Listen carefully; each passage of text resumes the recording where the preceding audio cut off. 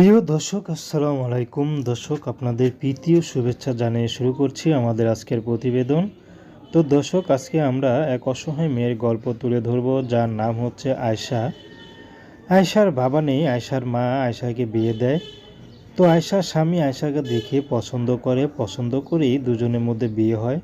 কিন্তু আয়শারা অনেক গরিব, কিন্তু আয়শার স্বামীর অবস্থা অনেকটাই ভালো, টাকা পয়সা আছে।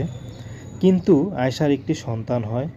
তো সন্তান হওয়ার কিছুদিন পরেই আয়শার স্বামী আয়শাকে দেখতে পারে না, অনেক ঝগড়া করে। ছোট বিষয় নিয়েও ঝগড়া করে, মারধর করে। তো শেষ পর্যন্ত আয়শাকে ডিভোর্স দিয়ে দেয়। আয়শার খুব কষ্ট হয়।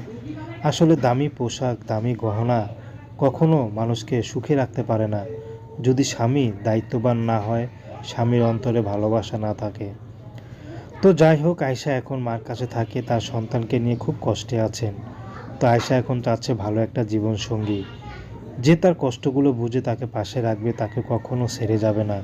তার বয়স যদি 50-60ও হয়, তার ঘরে যদি স্ত্রী সন্তানও থাকে, যদি সে দায়িত্ববান হয়, তার মনে ভালোবাসা থাকে, তাহলে একাধিক স্ত্রী রাখতেও তার কোনো সমস্যা নেই এবং আয়শার যেতেও কোনো আপত্তি নেই।